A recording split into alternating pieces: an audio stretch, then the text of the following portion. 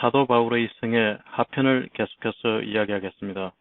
여기서 보는 것처럼 바울은 1차, 2차, 3차 전도여행을 하러 다녔고 그 이후에 로마까지 이르러서 마침내는 순교를 당하게 됩니다. 이러한 바울의 전도여행과 바울 서신에 대해서 하나씩 살펴보겠습니다. 먼저 1차 전도여행을 떠난 것은 기원 후 45년경이 됩니다. 이때 바울은 바나바와 안디옥에서 사역을 하고 있었고 이 지역은 길리기아 지방이고 이 지역은 갈라디아 지방입니다. 이 전체를 오늘날 터키 지방에 해당되는 소아시아 지역이라고 하는데 이 소아시아 지역의 전도 여행을 한 것입니다. 사도행전 13장 2절 3절에서 보면 주를 섬겨 금식할 때 성령이 이르시되 내가 불러 시키는 일을 위하여 바나바와 사울을 따로 세우라 하시니 이에 금식하며 기도하고 두 사람에게 안수하여 보내니라 라는 이야기가 나옵니다. 성령이 명령해서 바나바와 바울을 전도 여행을 가게 강권하신 것입니다. 이 여행 도중에 바울의 최초의 서신서인 갈라디아서가 만들어지게 됩니다. 이 당시 이 지역에 살던 많은 이방인들이 예수 그리스도를 믿게 되었는데 이러한 이방인들은 유대인이 아니었기 때문에 할례를 안 했던 것이죠. 그래서 유대인들의 엄격한 율법인 할례 문제가 대두가 되었고 이방인 기독교인도 할례를 받아야 하는가라는 문제가 대두가 되었던 것입니다. 이 문제를 해결하기 위해서 바울은 예루살렘 총회에 참석하게 됩니다. 갈라디아서 2장 8절에 보면 베드로에게 역사하사 그를 할례자의 사도로 삼으신 이가 또한 내게 역사하사 나를 이방인의 사도로 삼으셨느니라 라는 이야기가 나옵니다. 이 말은 예루살렘 총회에 참석해서 야고보와 베드로와 회의를 했겠죠. 그래서 결론적으로 베드로 당신은 할례자의 사도가 되고 나 바울은 이방인의 사도이다 라는 것으로 결론을 지었던 것입니다. 그런 다음에 예루살렘 교회는 이방인 기독교인들은 할례를 받을 필요가 없다라고 결론을 내렸던 것입니다. 그 이후에 베드로가 안디옥을 방문하게 되었는데 그때 베드로가 이방인 기독교인들과 식사를 하고 있었는데 갑자기 유대인 기독교인들이 들이닥쳤던 것입니다. 그래서 베드로는 비겁하게도 자리를 피하고 말았던 것이죠. 그때 바울은 베드로를 위선자라고 책망하게 됩니다. 갈라디아서 2장에 보면 게바가 안디옥에 이르렀을 때 책망받을 일이 있기로 유대인 기독교인들이 들어오면서 자리를 슬쩍 피해버리는 그런 일들에 대한 책망이 되겠죠. 그래서 바울은 갈라디아서 2장 16절에 말하기를 사람이 어렵게 되는 것은 율법의 행위로 말미암은 것이 아니요 오직 예수 그리스도를 믿음으로 말미암은 줄을 알므로라고 기술하고 있습니다. 그 다음에 바울은 실라와 함께 2차 전도 여행을 기원 후 50년경에 떠나게 됩니다.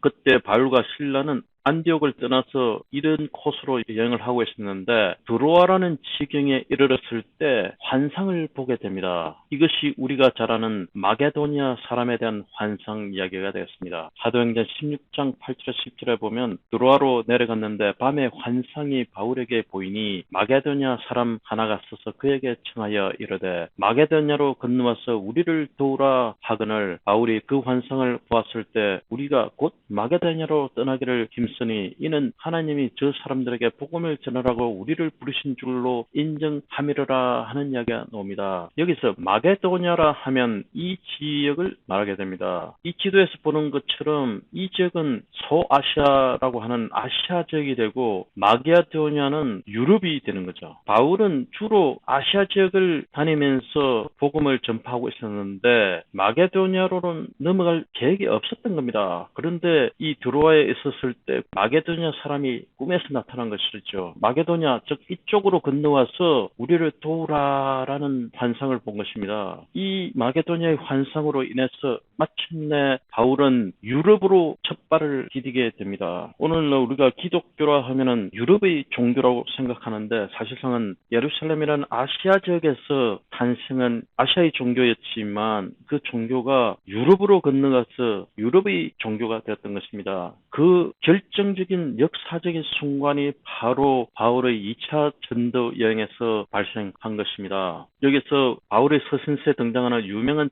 지명들이 많이 나옵니다. 도로에서 배를 타고 건너가서 마게도냐에 이르렀던 첫째 도시가 빌립보가 되고 그 다음 도시가 데살로니가 그 다음 여기 아테네에서 조금 내려간 조그만 섬이 하나 있는데 여기가 고린도 지역이 됩니다. 그 다음에 여기는 에베소가 되겠죠. 바울의 서신서에 등장하는 유명한 지명들이 여기서 여기서 나타나게 됩니다. 이 2차 전도 여행을 다니면서 데살로니가 전후서를 작성하게 됩니다. 이제 바울은 53년경에 제3차 전도 여행을 떠나게 됩니다. 이 전도 여행은 기존의 1, 2차보다는 상당히 긴 기간을 여행한 것으로 되어 있습니다. 3차 전도 여행은 역시 안디옥에 떠나서 에베소 지역에 오래 머물렀는데 그러면서 고린도 전후서, 갈라디아서, 로마서 등의 서신을 작성하게 됩니다.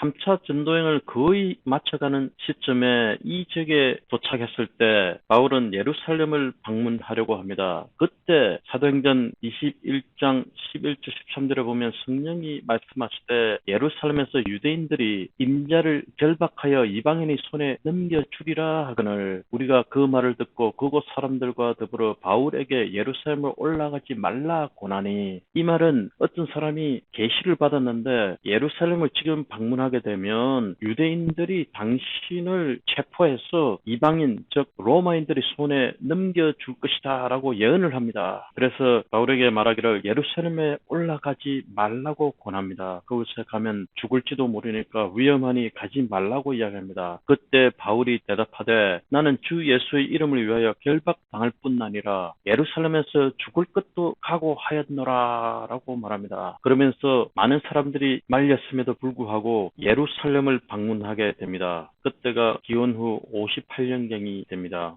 아니나 다를까 그때 성령의 계시에서 바울이 유대인한테 붙잡혀서 이방인 손에 넘기리라고 하는 일이 실제로 일어나고 말았습니다. 사도행전 21장 30절 31절에 보면 온 성이 소동하여 백성이 달려와 모여 바울을 잡아 성전 밖으로 끌고 나가니 문들이 곧 닫히더라. 그들이 그를 죽이려 할 때에, 자, 이처럼 유대인들이 바울을 죽이려고 하는 것입니다. 왜 그랬을까요? 예수님이 유대인들한테 죽임을 당하지 않았습니까? 그와 비슷한 일들이 벌어진 겁니다. 바울이 유대인들만 믿어야 되는 그 복음의 소식들을 이방인들에게 자꾸 전파를 하고 이방인들을 끌어들이면서 자기들이 거룩하다고 하는 예루살렘 성전에까지 데려오니까 그 사람들이 분노한 것이죠. 우리만 독점해야 될 하나님의 종교인데 왜 이 종교를 이방인들에까지 자꾸 퍼뜨리는 것인가 라는 이유로 바울을 미워했던 것입니다. 그래서 바울을 죽이려고 했고 바울을 체포해서 로마의 천부장한테 데리고 갔던 것입니다.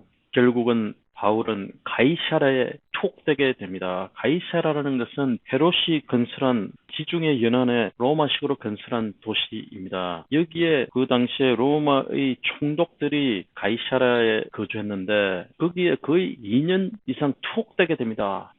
사도행전 25장 11절에 보면 만일 내가 불의를 행하여 무슨 죽을 죄를 지었으면 죽기를 사용하지 아니할 것이나 만일 이 사람들이 나를 고발하는 것이 다 사실이 아니면 아무도 나를 그들에게 내줄 수 없나이다. 내가 가이사께 상소하노라 한데, 이런 이야기가 나옵니다. 이것은 바울이 가이사라에 투옥되어 있으면서 로마 총독에게 결백을 주장한 것입니다. 나는 아무 죄를 지은 것이 없다. 나는 로마의 시민권자이기 때문에 나의 결백을 증명하기 위해서 나는 로마 황제한테 상소하겠다, 이런 이야기입니다. 가이사라라는 것은 바로 로마 황제가 되겠죠. 로마 시민이기 때문에 자기 죄 결백을 주장하기 위해서는 황제한테 상소할 권한이 있었던 것입니다.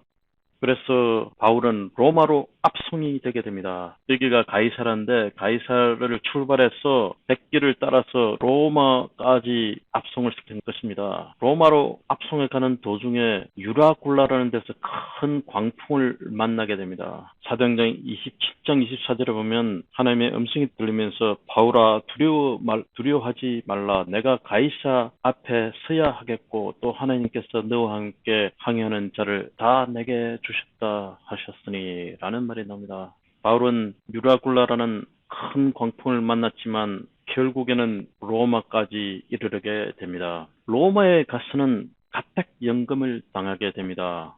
60년에서 62년 동안 거의 3년 정도 가택연금 상태에 놓이게 됩니다.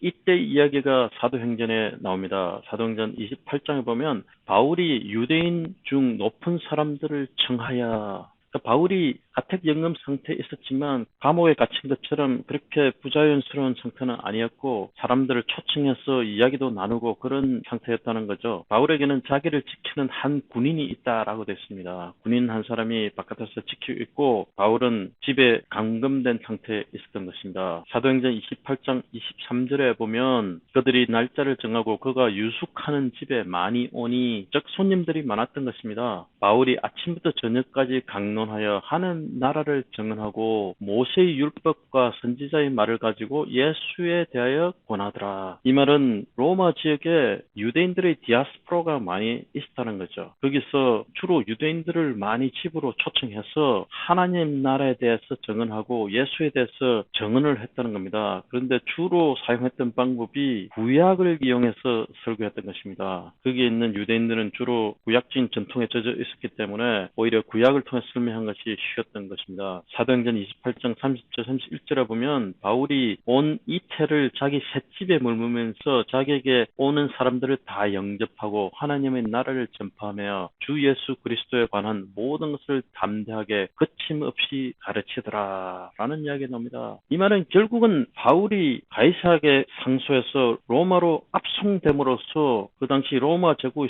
수도였던 로마까지 이르게 되고 제국의 심장부에서 담대하게 예수 그리스도에 대한 복음을 전하게 되는 엄청난 기회를 가졌다는 것입니다. 이동안 바울은 에베소서, 골로새서, 빌레몬, 빌립보서의 서신을 작성하게 됩니다. 결국은 로마로 잡혀간 것이 기독교가 당시 세계 패권을 잡고 있던 로마의 중심부로 가게 되고 거기서 기독교가 전 세계의 종교가 되는 발판을 마련했던 셈인 것입니다. 사도행전 28장 31절은 여기에서 종교를 짓고 있습니다. 하지만 그 외 많은 자료를 살펴보면 그 당시 바울이 로마의 가택연금 상태에 있었을 때 로마의 황제는 그 유명한 네로 황제였던 것입니다. 아시다시피 네로 황제는 기독교인들을 엄청나게 핍박한 것으로 유명한 황제입니다. 그 당시에 아마도 바울은 스페인으로 전도여행을 떠났지 않나 여겨집니다. 로마서 15장 28절에 보면 그러므로 내가 이 일을 마치고 이 열매를 그들에게 확정한 후에 너희에게 들렀다가 스바나로 가리라. 바울의 계획에는 예수 그리스도의 복음을 가지고 땅 끝까지 즉 스바나 스페인이죠. 스페인까지 갈 계획을 가지고 있었던 것입니다. 사도행전에는 이 이야기가 나오지 않지만 아마도 스페인까지 가서 전도를 하지 않았나 여겨집니다. 이 당시에 바울은 디모데전서와 디도서를 작성하게 됩니다. 그 이후에 로마로 다시 돌아와서 다시 투옥이 됩니다. 그 당시에 디모데후서를 작성하게 됩니다. 이때 네로 황제의 기독교인에 대한 핍박은 극에 달하게 되고 마침내 바울은 67년의 순교를 당하게 됩니다. 이것으로 오늘은 바울의 생애와 바울의 전도여행에 대해서 알아봤습니다. 시청해 주셔서 감사합니다.